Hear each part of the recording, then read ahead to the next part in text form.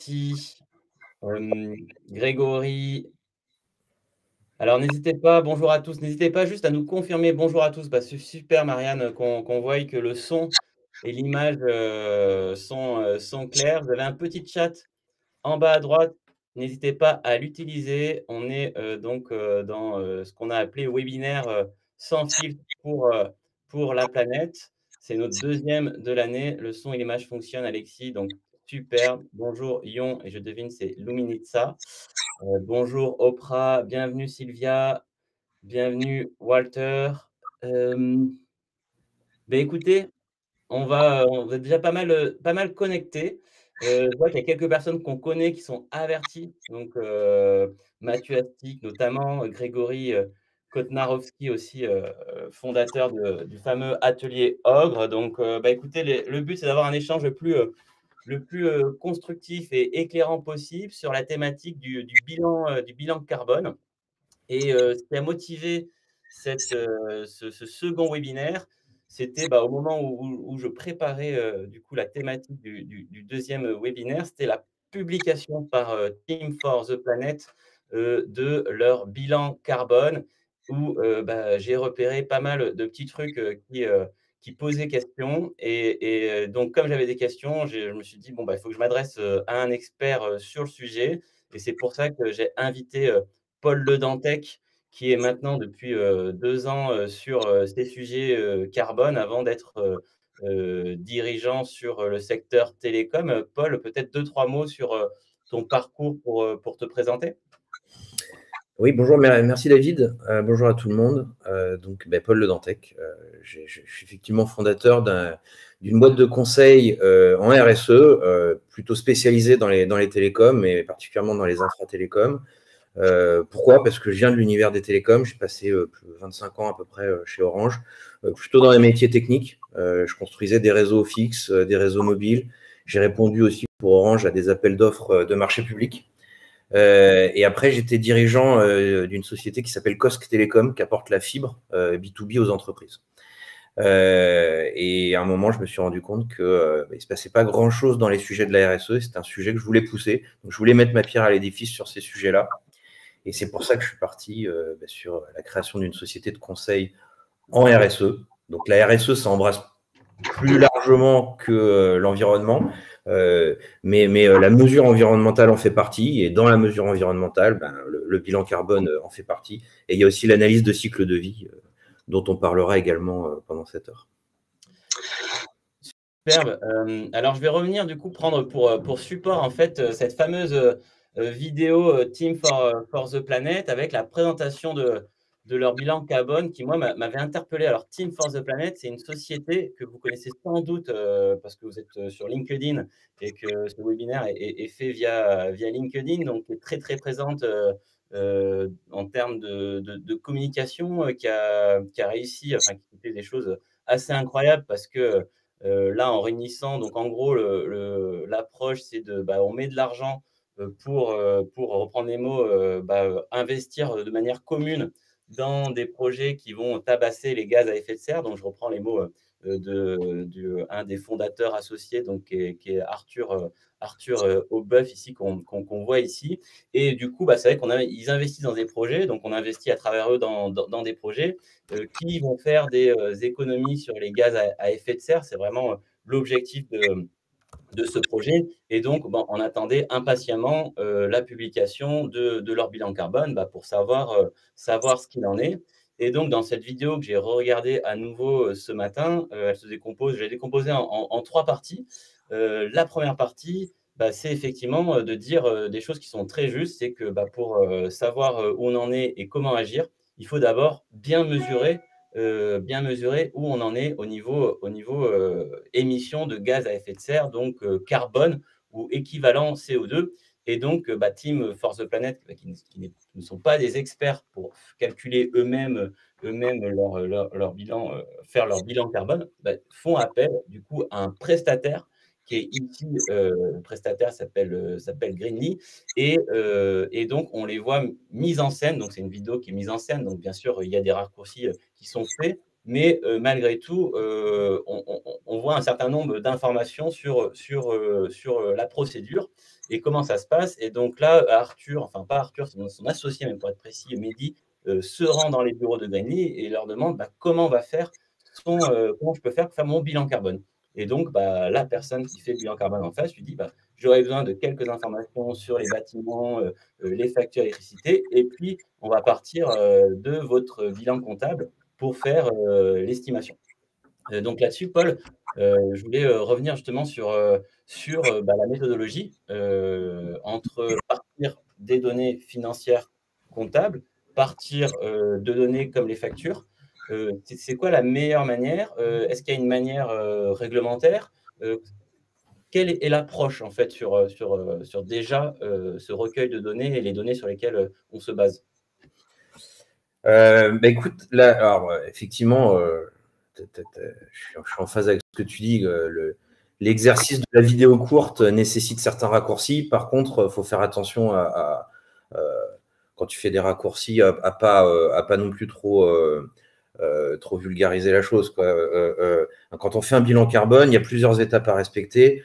Et la première, c'est faire un bon cadrage. C'est de savoir quels sont les différents flux de l'entreprise.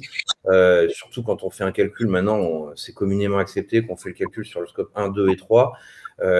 Donc, le scope 3, c'est aussi les externalités. Donc, scope 3 amont, scope 3 aval.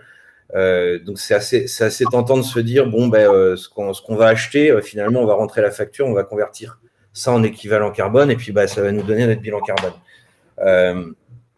J'essaie d'éviter un maximum, moi, quand je fais un bilan carbone, de me baser sur la facture, parce qu'on peut dire tout et n'importe quoi à partir d'une facture, et c'est pas forcément en rapport avec les impacts carbone associés. Donc, quand on fait un bilan carbone, déjà, faire un bon cadrage au départ avec l'entreprise qui veut réaliser son bilan carbone et voir quels sont les différents flux. Et quand je parle de flux physiques. Et quand on parle de flux physiques, il faut savoir auprès de qui aller les chercher et qu'est-ce qu'on peut aller chercher comme données physiques avant tout. Et après, on rentre dans une phase de mesure, enfin de collecte de données pour pouvoir derrière faire la mesure. Et dans la collecte de données, il faut récupérer un maximum de flux physiques. Et c'est à partir de là qu'on va convertir un flux physique en carbone. Quand on achète 1 litre de carburant, on sait précisément ce que ça vaut en équivalent CO2. Quand on achète un billet d'avion à 200 €, c'est plus difficile de convertir ça en euros. C'est-à-dire qu'un Paris-New York, on peut l'acheter à 350 €, on peut l'acheter à 1 000 €, c'est le même billet. Les deux feront 2 tonnes de carbone aller-retour. C'est difficile de trouver la comparaison entre les euros et le carbone. Il vaut mieux partir de l'amortissement d'un avion sur sa durée de vie et puis le carburant utilisé, le kérosène utilisé pour faire son vol. Ce sera plus juste. Et donc, ça nous fait notre bilan carbone. Après, on peut faire notre bilan carbone. Et après, l'autre étape importante, c'est comment on peut optimiser dans son entreprise l'impact carbone. Et c'est-à-dire, c'est à partir de ces données-là, arriver à faire un plan d'action qui va permettre de lancer la transition. La mesure, c'est bien, mais qu'est-ce qu'on en fait pour pouvoir réduire nos émissions carbone? Alors, on va rester un petit peu sur la mesure au début. Donc, tu parles déjà de bien cadrer les données, le périmètre des données qu'on va utiliser. On parle de CO2 équivalent. C'est quoi le CO2 équivalent? Juste pour cette unité. L'idée, c'est de pouvoir comparer, donc de pouvoir transformer tous les flux physiques de l'entreprise, que ce soit des litres, des kilowattheures, des kilomètres, des mètres carrés, en une unité équivalente qu'on va pouvoir comparer et additionner. Quand on parle de CO2 équivalent, l'idée de l'équivalence, c'est pouvoir mesurer des émissions de gaz à effet de serre qui contribuent au réchauffement climatique. Alors, c'est pour beaucoup du CO2, physiquement, mais ça peut être d'autres gaz aussi. Ça peut être du méthane. Ouais, du méthane, enfin plein d'autres gaz qui créent ce fameux forçage radiatif, cet effet de serre. Donc, on essaye de le mettre sur la même mesure, donc la tonne de CO2 équivalent. Alors, n'hésitez pas à poser des questions dans le chat. Le but, c'est de pouvoir réagir en direct. Et l'autre question que j'avais, c'était est-ce que du coup, pour tout le monde, on a le même équivalent CO2, par exemple, pour un vol Paris-New York? Est-ce que pour tout le monde, il y a une table qui est certifiée Et du coup, on sait que tout le monde va s'appuyer là-dessus quand on parle de flux réels. Mais quand on fait un bilan carbone, c'est important d'avoir de la stabilité, déjà pour son entreprise. C'est-à-dire quand on fait un bilan carbone tous les ans ou tous les 2 ans ou tous les 4 ans, c'est important de pouvoir reprendre quelque chose de stable. Et c'est aussi important de pouvoir comparer les entreprises entre elles. Enfin, ça peut avoir de l'importance en tout cas. Donc on part souvent de bases de données. Alors l'ADEME a sa propre base de données hein, qui est pas forcément complète, qui évolue avec le temps, mais qui essaie d'être au maximum complète et en tout cas qui est donnée gratuitement. C'est de l'open source.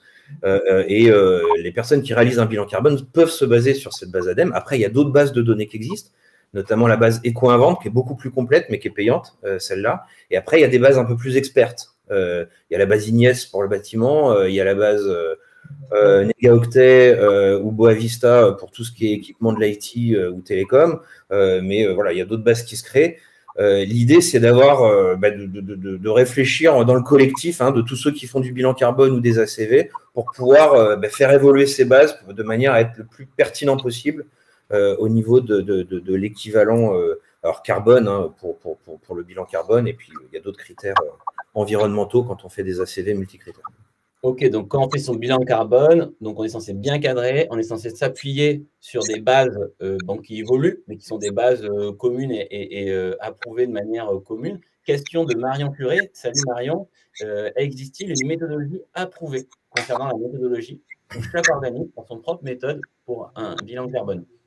Ouais, alors quand on se forme au bilan carbone, il y a une méthode qui est délivrée par l'Institut français du carbone, qui forme à la méthode approuvée par l'ADEME, qui est une méthode française, qui est assez compatible avec les autres méthodes. La plus connue internationalement, c'est le GHG protocole, mais il y en a d'autres. Mais grosso modo, à 99%, c'est la même chose. Il y a des petites différences. Une des différences classiques entre le GHG protocole et le bilan carbone à la française, c'est que quand on calcule le bilan carbone en France, tout ce qui est immobilisation, quand on achète un bien qu'on immobilise dans le temps, hein, comptablement, on peut l'amortir également au niveau carbone dans le temps. Donc, quand on construit un bâtiment, quand il y a quelque chose qui a un gros poids carbone, on peut le lisser hein, sur sa durée de vie et ça permet vraiment de pouvoir travailler sur un plan d'action qui optimise d'année en année son bilan carbone. Donc moi, je trouve que c'est plutôt vertueux. Le GHG protocole, lui, prend 100% de l'impact carbone de la fabrication l'année d'achat. Donc, si on a une activité qui oblige à dépenser beaucoup de CAPEX, par exemple, quand on construit un réseau, on dépense beaucoup de CAPEX au départ et puis après, il y a tout ce qui est OPEX, vie du réseau, etc. Si on prend 100% de l'impact carbone l'année de construction, c'est difficile de travailler un plan d'action qui permet d'optimiser parce que d'un coup d'un seul, d'une année sur l'autre, on va avoir 80% d'optimisation de son bilan carbone parce qu'on arrête la construction. Ok, et juste dernière question avant d'avancer, il y a des tendances, si on est plutôt franco-français, on va faire la première méthode validée par l'ADEME, et si on est international, on va faire le GH, tu as dit quoi, le GH Le protocole, ouais, c'est assez. Alors, de toute façon, quand on fait un bilan carbone, moi, quand je fais un bilan carbone, je peux extraire l'impact carbone sur les 3 scopes selon les 2 méthodes. Donc, il y a une interopérabilité assez facile à faire. Il n'y a pas de problème, en fait. Ok, très bien. Sur la suite de la vidéo, donc on va continuer en fait de suivre l'aventure là de Team for the Planet, donc la société qui fait son bilan carbone. Donc là, hop, ils ont mis toutes les données dans la machine, des factures d'électricité, les factures, le bilan comptable, et on leur sort leur bilan carbone. Alors là, j'ai assez avancé dans la vidéo avec ce que vous voyez à l'écran. Ils arrivent à 53 tonnes d'équivalent CO2 pour leur année. Alors j'ai un doute, je pense que c'est l'année 2022 ou 2000, peut-être 2023. J'ai un doute sur l'année qu'ils analysent, mais en tout cas, ils sont à 53 tonnes, qui est, je crois, 53 tonnes équivalent CO2 pour une dizaine d'employés. donc qui est plutôt, correct. Et ils se disent, bon, on fait 53 tonnes d'équivalent CO2, donc nous, en empreinte, en émissions. Et tout le but, c'est de venir compenser. Nous, notre activité, c'est d'aller, avec ces 53 tonnes de CO2, d'aller générer encore davantage de tonnes de CO2 évitées. Et alors là, bon, il y a plusieurs choses. La première, c'est qu'ils communiquent sur ce chiffre de 50 000 tonnes équivalent CO2, pardon, évité. En fait, il faut savoir, donc, eux, la société Team for the Planet permet de créer des projets comme, alors j'ai plus le nom des sociétés, mais il y en a une qui met de la peinture blanche sur les toits et du coup, ça permet de diminuer la température des bâtiments parce que ça renvoie mieux les rayons du soleil et la chaleur. Cool Roof, merci Mathieu. Donc, ils ont un certain nombre de sociétés comme ça. Et ils se disent, bah voilà, si on fait ça on met de la peinture sur X mètres carrés sur un toit, ils calculent que du coup, ça va faire baisser de X degrés, de tant d'énergie de chauffage en moins, et donc tant de CO2 en moins. Et c'est comme ça qu'ils se disent, voici tous les gains qu'on a fait dans l'année. Alors moi, ça me posait plusieurs questions. Alors la première, c'était ces gains, est-ce qu'ils sont sur une année ou alors sur 10 ans? Parce que c'est des gains, voilà, c'est vraiment sur une année, on calcule la peinture va faire tant, ou alors on l'a posé, c'est un projet, et du coup, mettons, on estime que ça va durer 10 ans, donc on cumule tout. Et la deuxième question que j'avais, c'était, on est une entreprise qui investit dans les sociétés qui font qui évitent des gaz à effet de serre. Est-ce qu'on n'est pas censé consolider aussi, prendre en compte, mettons, on a 30% de parts dans ces sociétés, est-ce qu'on n'est pas aussi censé prendre en compte l'activité des personnes qui ont des équipes de la société, par exemple Cool Roof, qui sont allées se déplacer, poser la peinture, pour avoir vraiment, pouvoir comparer les 50 000 tonnes avec les 52 tonnes d'impact qu'on a eu. Donc, voilà, 2 questions en une, Paul. Je te laisse choisir celle que tu préfères. Écoute, déjà, ouais, la comparaison est un peu gênante, effectivement, parce que je pense que quand on est une entreprise et qu'on mesure son bilan carbone, le premier objectif, c'est de réduire son impact carbone. C'est pas de se rassurer en disant, regardez par ailleurs, ce que je produis, ça permet d'éviter de l'impact carbone. Une entreprise est difficile à comparer à une autre quand on a des métiers différents. En plus, là, on est quand même dans une entreprise où c'est des personnes qui n'ont pas. Enfin, il y a peu d'achats, il y a peu de produits. Donc, finalement, le scope 3 Mont-Aval, il n'y a pas grand-chose à calculer. Ils sont assez peu de personnes, donc c'est assez normal que l'impact carbone soit faible. On voit que c'est principalement basé sur des ratios financiers, c'est ce qu'ils disent à 90 et quelques %. Donc en gros, c'est des factures juridiques, je crois, ce qu'ils ont dit dans la vidéo, qui ont été converties en équivalent carbone. Donc difficile d'interpréter quoi que ce soit. Après, c'est bien de faire son bilan carbone, encore une fois, principalement basé sur des données physiques. Mais la comparabilité entre une entreprise qui fait son bilan carbone et une ACV qui est basée sur un différentiel entre un scénario de référence et ce qu'on a pu produire comme produit, ça me paraît délicat, parce qu'on ne parle pas de la même temporalité, on ne parle pas du même périmètre, donc ça me semble un exercice quand même assez périlleux. Si on se concentre maintenant sur l'analyse de cycle de vie… Alors, explique ce que c'est, s'il te plaît, Paul, l'analyse de cycle de vie, parce que je pense que tout le monde n'est pas familier.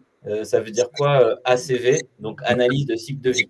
C'est quoi la différence avec quand on parle de bilan carbone, pourquoi tu parles là maintenant d'ACV? Un bilan carbone d'une entreprise, on prend toutes les activités de l'entreprise, on regarde les flux de l'entreprise, les achats, les ventes, les déplacements domicile-travail, les déplacements professionnels, la consommation en électricité, etc. Et on fait la somme de tout ça sur une année et on voit ce qu'on a comme impact. Et après, on essaie d'identifier les principaux facteurs d'émission et on essaie de les réduire. Quand on réfléchit à l'analyse de cycle de vie, c'est la base de l'éco-conception. C'est-à-dire que là, on ne va plus regarder à l'échelle de l'entreprise, on va regarder à l'échelle d'un produit ou d'un service. Et on va se dire, bon, globalement, si on décompose mon produit ou mon service et qu'on prend toute la chaîne de valeur, depuis l'extraction matière jusqu'à sa fin de vie, donc il y a une notion de temporalité passée et future aussi, c'est quoi les différents impacts à ces différents niveaux, ces différentes étapes du cycle de vie. Et on va regarder sur le critère carbone, mais également sur d'autres critères, ça peut être matière, radiation ionisante, particules fines, consommation en eau, etc. Mais on peut complètement se focaliser sur le critère carbone en réfléchissant en analyse de cycle de vie. Et là, on va regarder sur ces différentes étapes du cycle de vie, à l'extraction, la fabrication, l'usage, le transport, la maintenance, la fin de vie. On va regarder quels vont être les impacts constatés ou espérés. Et ça va nous donner un impact du cycle de vie par rapport à notre usage. Donc là, il y a une notion d'unité fonctionnelle.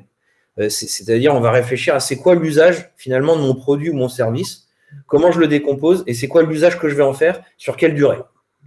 Donc là, ce que je comprends, c'est que Team for the Planet, ils ont réfléchi sur un horizon 10 ans, il me semble, et ils ont regardé l'ensemble des impacts du cycle de vie et ils ont comparé finalement l'impact de leurs produits ou leurs services qu'ils ont financés, en partie, et ils le comparaient à un scénario de référence. C'est-à-dire, il dit, si jamais il n'y avait pas le produit ou le service que je faisais, qu'est-ce que j'aurais émis comme gaz à effet de serre pour produire le même service? Et c'est ça que ça permet finalement l'analyse de cycle de vie. Ça permet de comparer des scénarios entre eux, entre autres. Ça permet aussi, je le disais tout à l'heure, de faire de l'éco-conception. C'est-à-dire qu'on va regarder sur les différentes étapes du cycle de vie, voir quel est l'impact en fonction du cycle de vie, sur quel type d'équipement de mon service. Et je vais me dire, tiens, 80% de mon impact, c'est à la fabrication et sur les équipements, par exemple. Donc, c'est là-dessus que je vais focaliser mon énergie pour pouvoir réduire les impacts et faire de l'éco-conception. Ok, alors, juste pour l'analyse de cycle de vie, ce que tu dis, c'est un gain espéré sur une donnée qu'on se donne ici de 10 ans. Donc là, il y a cette comparaison avec 10 ans de gains sur mes actions avec un instant T. Alors, c'est presque ça. C'est-à-dire que effectivement, ils regardent l'analyse de cycle de vie de leurs produits sur 10 ans. Ça donne un impact en équivalent carbone.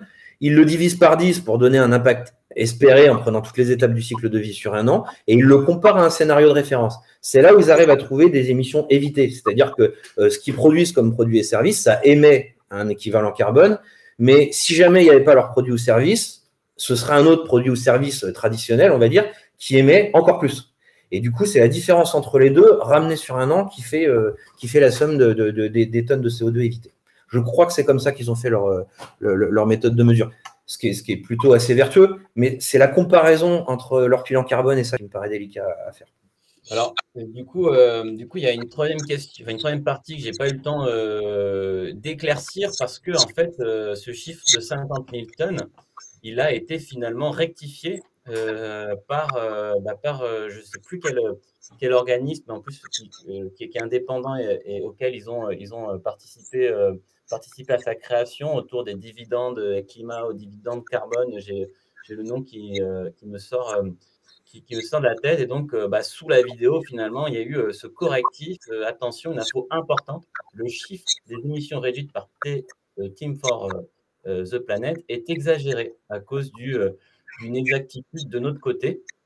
Et effectivement, ce chiffre, finalement, il est réduit quand on va ouvrir le communiqué. Il est plus de 50 000 tonnes, mais il est de 3 312 tonnes. C'est presque 15 fois moins. Est-ce que toi, tu as compris, tu as pu aller voir pourquoi il y a eu cette rectification? Non, j'imagine que c'est quand en fait ils ont une foultitude de projets. C'est un exercice hyper difficile à faire. Hein. C'est-à-dire que quand on fait une analyse de cycle de vie, tout comme un bilan carbone, ça ne se fait pas en 3 coups de cuillère à peau en intégrant un fichier d'écriture comptable et un analyse de bilan carbone. Sinon, on a un bilan carbone qui ne sert à rien. L'analyse de cycle de vie, c'est pareil, c'est un exercice délicat. Je pense qu'ils le font correctement. Hein. C'est certifié par un organisme tiers indépendant. Et derrière, il faut faire la somme de tout ça. Donc, on a vite fait de faire des erreurs. Parce que ça paraissait important quand même de passer de 50 000 à 3 300 tonnes. Donc, ce serait super bien de leur part d'avoir effectivement l'explication.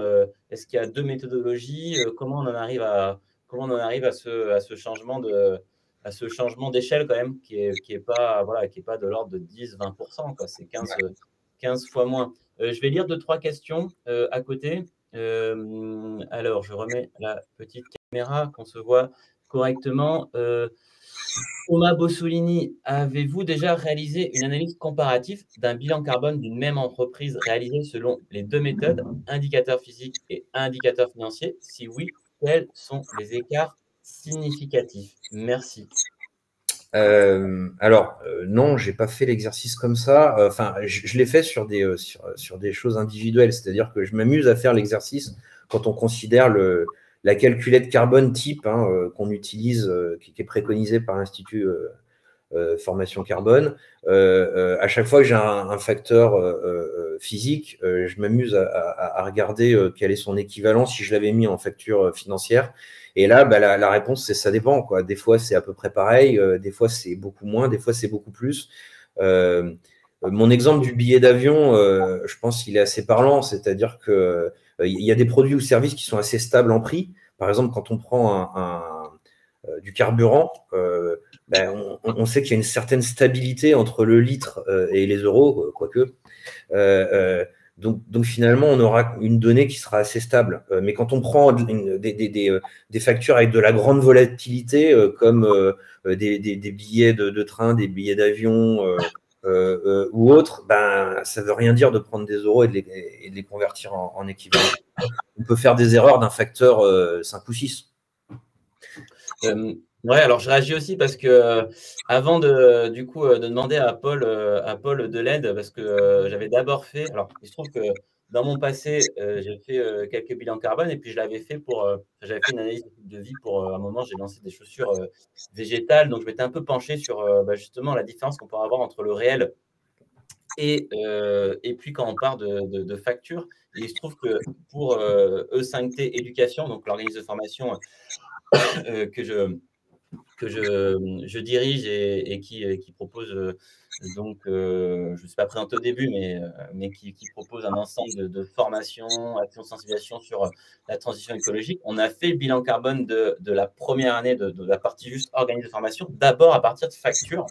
Et pour le coup, j'avais vraiment de très mauvaises notes, je crois, sur certaines parties. Et on a fait au réel ensuite, du coup, j'ai fait appel à Paul. Et il y avait quand même des écarts assez significatifs sur pas mal de sujets. Donc voilà, j'ai vu des choses. Alors déjà, dans la méthodologie, je voyais que ça ne collait pas de partir juste des factures. Et deuxièmement, au résultat, il y a quand même des différences. Enfin, moi, j'ai sorti des différences. Et puis derrière, surtout, quand on veut vraiment agir, se dire peut-être faut limiter effectivement les déplacements, il faut limiter telle empreinte numérique. Tout de suite, va se poser la question du réel, sur quoi agir. Et c'est là qu'on se rend compte que de partir de factures et d'équivalents très théoriques, ça peut être totalement déconnecté d'une vraie stratégie de décarbonation. Ouais, tout à fait. Tu veux qu'on prenne une autre question? Oui, il y a d'autres questions. Alors, je vais les prendre juste dans l'ordre. J'avais oublié. Donc, Marianne Souris, elle demande sur le plan anticipation de tout ça, la phase R&D, je pense que elle demande comment c'est intégré ça dans une ACV ou un bilan carbone. Ben, quand la partie, enfin, ça peut l'être ou pas l'être, c'est-à-dire que ça arrive bien souvent qu'on fasse des essais a posteriori, une fois que la R&D est faite, une fois que le produit est lancé, mais on peut a posteriori savoir quel est l'impact environnemental. Ça permet d'ailleurs d'avoir de la transparence finalement vis-à-vis des clients, et on peut intégrer sur des factures, par exemple, l'impact environnemental de tel ou tel produit ou service. Et ça, on peut le faire uniquement avec de l'ACV, l'analyse de cycle de vie. On ne peut pas le faire avec un bilan carbone. Après, moi, ça me semble important, en 2024, de considérer, ça se fait de plus en plus, quand on fait un nouveau produit ou un nouveau service, de pouvoir faire des arbitrages, pas uniquement basés sur une réalité financière, mais aussi de le baser sur une réalité environnementale. Et du coup, le fait de faire une ACV dès le départ, ben, ça permet de faire des optimisations environnementales et pourquoi pas, du coup, des optimisations économiques. Ouais, ce que tu dis, c'est que c'est hyper pertinent aujourd'hui, dans le contexte de quand on fait le développement d'un produit, de faire l'analyse de cycle de vie, parce qu'on va avoir tout de suite de l'extraction à la création, la fabrication jusqu'à l'usage. On va tout de suite voir les postes qui sont à optimiser pour avoir une empreinte écologique la plus optimale possible. Ben oui, je te cite un exemple. Si je sais que mon produit, par exemple, il a le plus fort impact, il est au niveau de la phase de fabrication, je sais qu'il faut que je fasse un équipement qui est plutôt robuste, qui va durer dans le temps, histoire de réduire l'impact environnemental dès le départ. Après, je peux faire le choix d'utiliser des matériaux qui sont recyclés ou pas. Et c'est dans cette phase d'éco-conception où on va commencer à réfléchir économie circulaire. Tiens, est-ce que je peux utiliser des matériaux recyclés parce que je sais que ça aura un gros impact environnemental et du coup, je vais me démarquer de la concurrence finalement avec un produit qui va baisser son impact environnemental global grâce au recyclage que j'ai fait. Et en plus, je fais des économies parce que du coup, je prends un matériau recyclé au lieu d'acheter de l'extraction de matière qui va me coûter plus cher. Alors, alors, je vais prendre la deuxième question. Et pour illustrer, je vais prendre l'exemple que j'ai vécu quand j'ai fait des baskets. Donc, j'ai fait la phase ACV en amont, éco-conception, et je me suis rendu compte qu'effectivement, la matière première était très importante dans l'empreinte équivalente CO2. Mais où j'étais gêné, c'était que quand on faisait des baskets avec notamment du plastique, c'est qu'il y avait aussi une empreinte écologique, environnementale, notamment les fameuses microparticules, tout ce qui est, j'ai plus le nom, mais les perturbateurs endocriniens, les produits chimiques qui sont dans ce plastique-là. Ouais. Du coup, est-ce que l'ACV, ça va être que sur des équivalents CO2 de gaz à effet de serre, ou ça va être aussi l'empreinte écologique, et comment on mesure ça? Est-ce que c'est bien mesuré déjà, cette approche, ce scope? Alors, il y a plusieurs choses. Bien mesuré, déjà, quand on commence à mesurer une ACV complexe, on va dire qui intègre plusieurs éléments pour arriver à un produit qui est basé sur multiples facteurs. Faut savoir de quelle base de données on part. Les bases de données à vivre, on n'est pas complètement mature, on est assez humble finalement dans l'univers de la mesure environnementale. L'objectif est bien d'avoir une vision complète, donc pas que sur le critère carbone, mais sur le critère matière, pollution, consommation en eau potable, etc. On peut regarder les critères qui nous semblent pertinents. Donc, au départ, quand on fait un cadrage finalement de l'analyse de cycle de vie, on fait l'unité fonctionnelle qui nous intéresse et on choisit les indicateurs qui vont nous intéresser, qui nous paraissent les plus pertinents par rapport à l'étude qu'on va faire. Et après, on va utiliser une base de données ou plusieurs bases de données. Ces bases de données, elles vivent avec le temps, histoire d'être plus précises. Et puis, on va utiliser une méthode de calcul. Et ça, ces méthodes de calcul, c'est pareil, elles mûrissent avec le temps. L'idée, c'est qu'on utilise tous les mêmes. Donc, je sais que l'ADEME travaille beaucoup et je travaille beaucoup avec l'ADEME sur ces sujets-là, histoire qu'on ait des méthodes de calcul communes, qu'on calcule tous une analyse de cycle de vie de la même manière. En tout cas, dans les télécoms, il y a beaucoup de travail qui est fait dans ce sens-là. Je te prends la question, du coup, parce que j'allais dessus, c'est ça qui m'a fait penser à ça, de Luminitza Ion. Si l'étude ACV se fait sur 10 ans, comment on prend en compte la fin de vie d'un produit? Parce que moi, typiquement, quand je faisais mes chaussures en caoutchouc naturel, je voyais les autres qui faisaient des chaussures en plastique. Et en fait, l'empreinte matière, vraiment la clé quand on était sur du plastique, c'était quand même le recyclage pour que ce n'est pas une empreinte écologique forte. Donc, effectivement, si l'étude ACV se fait sur 10 ans, je relis la question, comment on prend en compte cette fameuse fin de vie du produit? On a un certain nombre d'hypothèses à faire. Déjà, c'est quoi la durée de vie de mon produit et puis, c'est qu'est-ce que je vais faire de mon produit en fin de vie et comment je vais me débrouiller pour que l'hypothèse que je suis en train de faire, c'est vraiment ce que je vais faire en réalité. Donc c'est là où je parlais de gains espérés. Quand on fait la simulation sur une fin de vie, déjà, on prend en compte la fin de vie et le recyclage, ce qui n'est pas le cas du bilan carbone. Et puis, on fait des hypothèses qu'on va devoir vérifier après dans le temps. Donc, c'est toujours un peu délicat quand on regarde une ACV, en tout cas, il faut être vigilant à ça. C'est quoi les hypothèses qui ont été prises sur la fin de vie? Quand on considère certains équipementiers, par exemple, qui disent moi, je fais 90% de recyclage en fin de vie. OK, pourquoi pas? Mais qu'est-ce que tu as mis en œuvre pour me prouver que c'est vraiment comme ça que ça va être fait? Est-ce que tu récupères l'équipement en fin de vie? Est-ce que tu as un processus qui fait que ce que tu dis, ça va être vraiment fait? Voilà, c'est tout ça qu'il faut vérifier. Alors moi, j'étais allé au bout à un moment dans les chaussures. Et effectivement, j'avais appelé, donc je voyais des personnes qui faisaient des chaussures en plastique, qui disaient qu'à la fin, c'est recyclé. Et donc, j'avais appelé les gens qui faisaient le recyclage. Ils me disaient, en fait, non, on les prend, mais on va les broyer, les brûler parce qu'on ne sait pas du tout détacher la tige de la semelle. Donc, en fait, c'était donné à un recycleur. Mais en fait, le recycleur disait, non, voilà, on le brûle. C'est tout ce qu'on sait en faire. Donc, la réalité, voilà, ça veut dire quand même qu'à chaque fois, ce que tu dis, il y a un cadrage, il y a des hypothèses, on a vite fait de comparer des choses qui ne sont pas comparables, voire d'extrapoler sur des factures qui n'ont absolument rien à voir avec la réalité. Donc, c'est très important d'avoir finalement cet esprit critique sur l'approche d'un bilan carbone, mais de chaque bilan carbone, parce que comme tu dis, c'est encore des choses qui sont très évolutives. Je lis la question d'Ofra.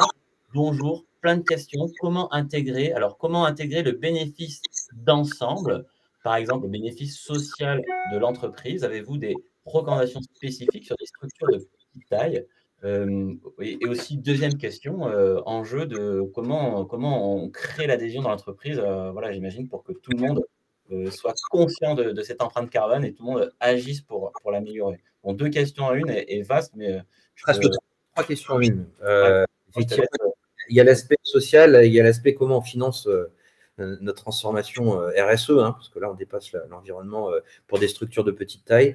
Et la troisième question était, oui, comment on embarque les salariés. Pour intégrer le bénéfice social, comme je disais au départ, la RSE, c'est pas que l'environnement. Il y a d'autres mamelles à la RSE, comme le social, le sociétal, la gouvernance. Il y a des méthodes de mesure pour ça. Il y a des méthodes d'évaluation de la maturité RSE. C'est moins du calcul pur et dur. Hein, c'est beaucoup des questionnaires, notamment auprès des parties prenantes, internes et externes, donc les clients, les fournisseurs, les salariés, les financeurs, etc. Ce qui est important, c'est d'avoir une bonne vision de l'entreprise selon les différents critères de la RSE. Donc pour ça, il y a une norme ISO 26000 qui cadre un peu tous ces critères, basés sur les ODD de l'ONU, enfin les objectifs de développement durable de l'ONU. On a des questionnaires qu'on peut passer en revue comme ça en interne et auprès des parties prenantes externes, qui permet finalement de faire un bilan de maturité de l'entreprise et de voir où est-ce qu'on a des axes de progrès et où est-ce qu'on est mature. Ça permet à la fois de communiquer sur ce qu'on fait bien et ça permet aussi de faire des plans d'action sur ce qu'on pourrait faire mieux. Donc ça rejoint la dernière question, c'est comment embarquer les salariés dans l'entreprise. Déjà leur poser la question sur ces différents critères RSE, c'est une bonne chose, et de les embarquer dès le début sur le sujet, de co-construire avec eux finalement un plan d'action et la mise en œuvre de ce plan d'action, les impliquer dans la résolution et leur donner du sens. Donc il y a beaucoup d'ateliers de sensibilisation, on entend parler des fresques du climat, les fresques du numérique. Moi, j'anime des ateliers comme ça parce que ça permet aussi de mettre en mouvement les entreprises et pas uniquement les dirigeants, qui la plupart du temps sont convaincus, mais aussi les salariés, et d'embarquer finalement tout le monde dans cette nouvelle étape de l'entreprise qui va regarder un peu différemment le business en considérant les externalités environnementales, sociales, sociétales. La deuxième question qui était comment financer cette transition RSE et environnementale. Aujourd'hui, c'est un sujet qui est vraiment pris à bras-le-corps par le gouvernement, par l'Europe aussi. Et il y a beaucoup de financements associés à ces transitions environnementales et RSE. Il y a notamment l'ADEME et la BPI qui proposent beaucoup de financements, et notamment pour les plus petites structures. Si on se concentre sur le bilan carbone, aujourd'hui, il y a un dispositif qui s'appelle Diag Décarbone Action, qui permet aux entreprises de moins de 500 salariés d'être financées à hauteur de 40 ou 60% de son bilan carbone. Donc, c'est des gros financements.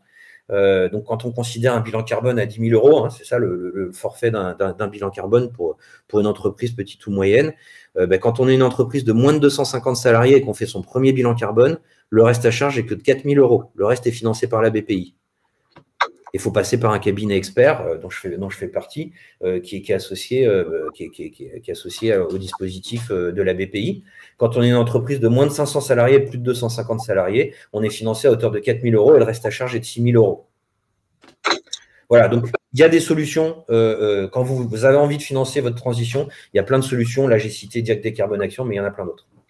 Oui, tout à fait. Et sur le sujet, alors nous, le sujet de l'adhésion, c'est quand même un gros travail qu'on a dans une des formations qui est portée par E5T Éducation, qui s'appelle 100 leaders pour la planète, où l'objectif, c'est de permettre à des directeurs RSE, des responsables qui sont en influence ou des dirigeants de mener, non seulement ils ont le constat déjà, mais de mener la transformation, c'est-à-dire d'embarquer tous les salariés. Et effectivement, ça passe par de la sensibilisation, c'est une chose. Mais le but, c'est pas aussi de laisser déprimer les personnes quand on a fait le constat que ça va pas. Et c'est pour ça que avoir une feuille de route très structurée, avoir des personnes qui vont porter le sujet, qui vont vraiment ouvrir la voie sur tous les outils qu'on va mettre en place pour améliorer, en faisant la transition écologique, améliorer son attractivité RH, fidéliser les personnes, améliorer aussi sa proximité commerciale, se conformer aux réglementations qui sont en cours, notamment cette année sur toutes les grandes entreprises. Mais derrière les grandes entreprises, en fait, il y a plein du coup de petites, moyennes entreprises qui vont devoir se conformer aux demandes des clients. Donc, on voit c'est un vrai enjeu. Et d'autre part, je réagis sur le côté financement. On voit qu'il y a beaucoup d'aides. Nous, on le voit dans la formation avec les OPCO, des actions de sensibilisation. Alors, il y a une quinzaine d'OPCO, donc chaque entreprise, les prises en charge peuvent être plus ou moins différentes. Mais là, je voyais chez un partenaire pour faire une fresque ou un escape game Sauver le climat, par apprenant, par participant, on est à 150 €, 188 €, je crois, net de prise en charge. Donc, c'est quand même, il y a une vraie action, en tout cas, sur aide financière de la part de l'État aujourd'hui pour les entreprises, pour justement sensibiliser, mais aller plus loin, faire son bilan carbone, faire sa feuille de route, etc. J'avance un tout petit peu dans les questions. Sylvie Guinard, comment peut-on identifier les scénarios de référence pour le scope 3? Et peut-être juste avant ça, Paul, est-ce que tu peux repréciser c'est quoi le scope 1, scope 2, scope 3? De quoi on parle? Alors, quand on mesure l'impact carbone de son entreprise, on va essayer de regarder les différents flux. Les flux les plus faciles à calculer, et ceux qui étaient calculés jusqu'à 2023, c'était les scopes 1 et 2. Donc, c'est ce qui concernait directement l'entreprise. Alors, je vais expliquer. Le scope 1, c'est les émissions directes de l'entreprise. Donc, typiquement, c'est qu'est-ce que je brûle comme énergie fossile, par exemple, directement dans l'entreprise. Donc, mes véhicules de société, je mets du carburant dedans, je fais des kilomètres avec mes salariés dans le véhicule, j'émets du CO2. C'est du scope 1. Le scope 2, alors, on va dire que c'est de l'indirect, mais c'est directement consommé par l'entreprise. C'est typiquement l'électricité que je vais consommer. Donc, je branche mes ordinateurs, je branche mes machines, je vais consommer de l'électricité. Donc, en soi, quand je branche mon PC, je n'émets pas du CO2. Par contre, l'électricité, il faut la fabriquer. Et pour la fabriquer, on émet du CO2. Alors, dans le mix énergétique français, on a quand même la chance d'être en France et du coup d'avoir une énergie peu carbonée. Donc, on a une énergie principalement basée sur le nucléaire. Alors, ça émet d'autres choses comme des particules fines, et ça peut être d'autres types de pollution, mais en tout cas, ça émet pas de carbone. Enfin, ça émet peu de carbone. Donc, on a une énergie relativement décarbonée, en tout cas dans ce qu'on produit en France. En électricité. En électricité. Après, il y a le scope 3, c'est tout le reste. Donc, c'est de l'indirect. C'est qu'est-ce que produisent, c'est quoi les émissions de carbone de mes achats, de mes fournisseurs, c'est quoi les émissions de carbone de mes salariés qui font le déplacement domicile-travail, c'est quoi le bilan carbone de mes déplacements professionnels en avion, en train, en bateau, c'est quoi les émissions carbone de mes clients. C'est-à-dire que le produit ou le service que je vais lui proposer, derrière, il va l'utiliser. Donc, pour ça, ça dépense de l'énergie. Il y a de la fin de vie aussi. Il y a des déchets générés par mes produits et mes services. Tout ça, il va falloir comptabiliser. Voilà. Très clair. Alors, comment peut-on identifier les scénarios de référence pour le scope 3? Bon, c'est en faisant ce travail de bilan carbone. Le travail préparatoire, encore une fois, j'insiste, le travail préparatoire qui est fait avant le calcul du bilan carbone, il est essentiel. L'idée qui laisse à penser qu'on rentre un fichier d'écriture comptable, on rentre ça dans une moulinette ou un outil et ça me sort un beau camembert, faut vraiment pas le faire. Faut passer beaucoup de temps à la partie cadrage au départ. C'est-à-dire bien voir quels sont les flux de mon entreprise. Alors, scope 1, scope 2, scope 3, ok, mais surtout, c'est quoi les flux de mon entreprise de manière directe ou indirecte et comment je peux aller chercher l'information. Et plus on va passer de temps là-dessus pour pouvoir faire une collecte de données auprès des bonnes personnes, plus on aura un bilan carbone qui va nous permettre derrière de faire un plan d'action qui a du sens. Oui, alors du coup, je te lis la question de Marion. Scope 3, est-ce qu'on fait des hypothèses ou on se base sur du réel? Ça semble difficile. ben, c'est parfois un mix des deux. Plus on va faire d'hypothèses, plus on va mettre un gros coefficient d'incertitude sur notre mesure. On a cette liberté quand on fait un bilan carbone, finalement, de dire, bon, on n'a peut-être pas le chiffre exact, parce qu'on ne sait pas le calculer aujourd'hui. Mon fournisseur est incapable de mesurer l'impact carbone en analyse de cycle de vie de son produit ou son service qu'il va me vendre. Par contre, je sais qu'il y a des équivalences. Donc, je vais me dire qu'elle a une valeur approchée plutôt que de prendre la facture, parce que ce n'est pas terrible quand même au niveau de l'évaluation. Je vais plutôt prendre des équivalences et je vais réfléchir avec le consultant qui m'accompagne à qu'est-ce qu'on peut trouver comme équivalence. Et du coup, ben, ça va nous donner une donnée. Par contre, on va mettre un gros facteur d'incertitude. Ce n'est pas bien grave. Par contre, derrière, le travail avec le consultant, c'est de dire, bon, on a cette première mesure sur ce premier bilan carbone. Maintenant, qu'est-ce qu'on peut mettre en place dans le plan d'action pour que la prochaine fois que je fais un bilan carbone, j'ai une donnée un peu plus fiable? Ok, question. Donc, ouais, donc, voilà, à un moment, il faut commencer. On va prendre des hypothèses. Bien sûr, il y a un ratio entre le temps, délai, qualité. Mais bon, déjà, on commence. Et si on cadre bien et qu'on met bien, qu'on explique bien les hypothèses, ça permet au moins d'avancer de manière éclairée sur ce fameux bilan carbone. Alors, une petite question sur le lien entre, enfin, une question sur le lien entre le bilan carbone et les crédits carbone. Existe-t-il une corrélation, c'est Kumar qui demande ça, entre un bilan carbone de l'entreprise et le coût d'achat du crédit carbone? Bonne question. Donc, warning greenwashing, c'est important de séparer les variables. C'est pour ça que la comparaison de tout à l'heure de Force de Planète n'était pas très heureuse. Je pense que c'est bien de faire du net zéro. Donc, il y a des choses bien cadrées, hein, notamment la net zéro initiative qui permet de regarder les différents flux. Donc, quand on regarde son bilan carbone de son entreprise, l'idée, le focus qu'il faut avoir, c'est comment je peux réduire l'impact carbone de mon entreprise. Et ça, c'est un sujet décorrélé du reste. Et donc, quand je peux travailler à l'optimisation de 20%, 30%, 70 ou 80% de mon impact carbone, j'ai mon plan d'action dédié là-dessus. Après, il y a d'autres façons de voir l'impact que mon activité a. Je peux générer, de par mon produit ou mon service, des gains en impact carbone sur d'autres secteurs.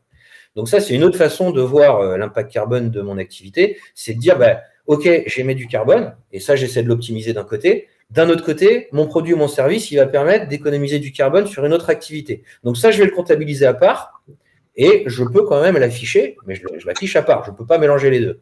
Et le troisième pilier de la Net Zero Initiative, c'est qu'est-ce que je peux faire en crédit carbone ou en compensation carbone, histoire d'injecter finalement des flux financiers dans quelque chose qui va apporter de l'absorption carbone et qui va faire un gain en bilan carbone. Mais on ne peut pas tout mélanger, c'est ça que je veux dire.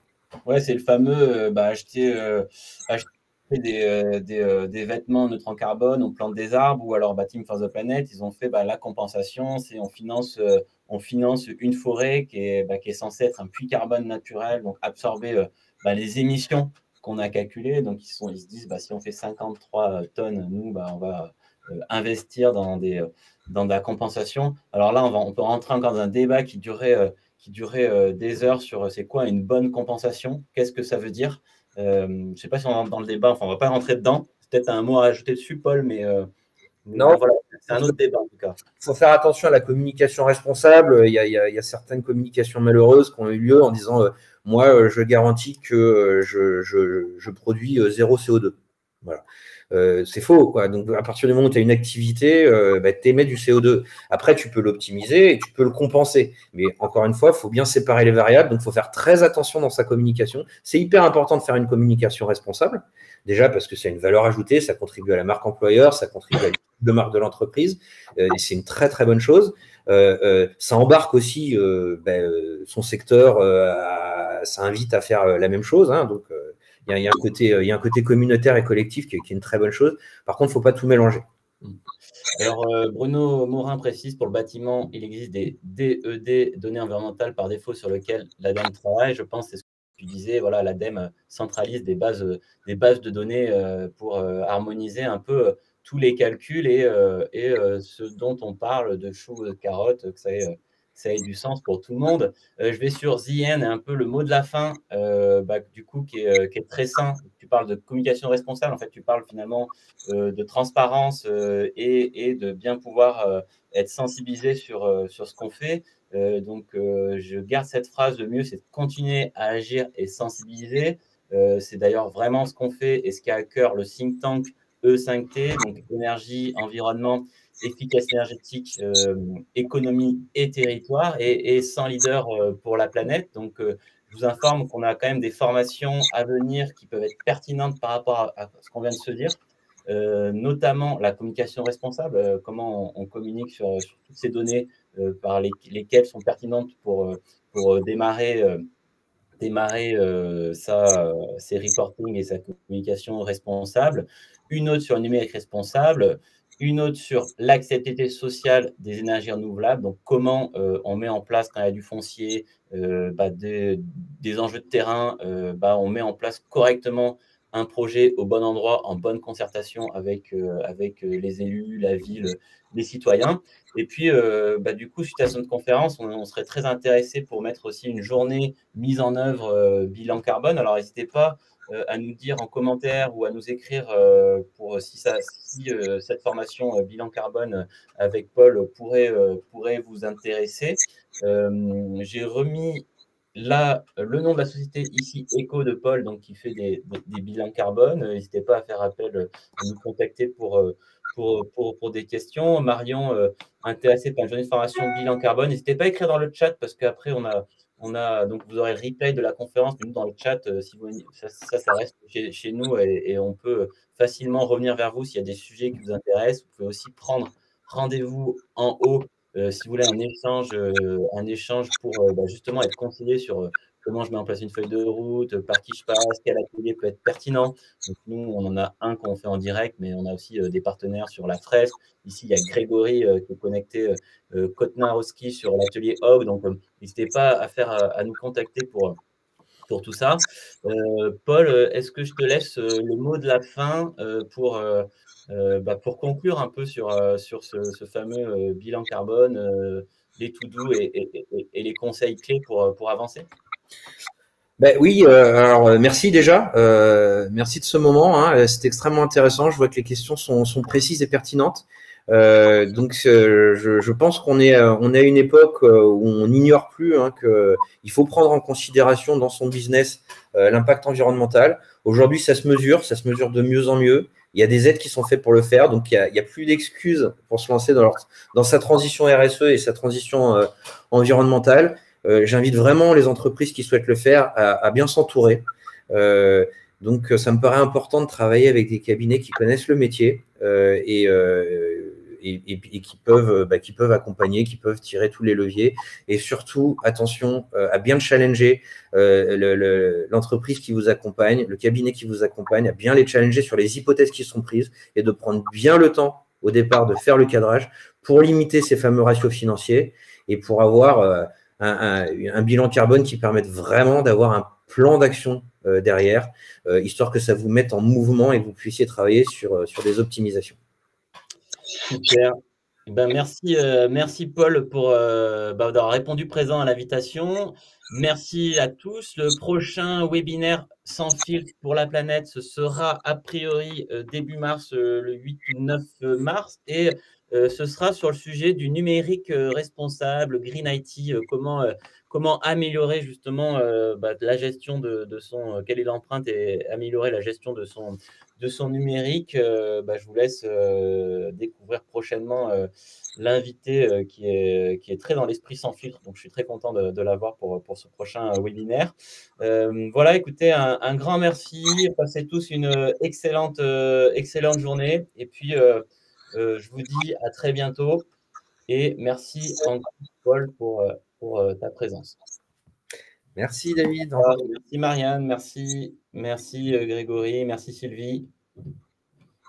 Webinaire de très bonne qualité. Merci pour les retours. Ça fait toujours plaisir et motive pour continuer ce type de partage avec vous. Et merci à tous pour votre interaction. C'est super bien de pouvoir échanger comme ça facilement. Ça permet de se poser quand même les bonnes questions tous ensemble. Merci, je ferme le webinaire. À très vite.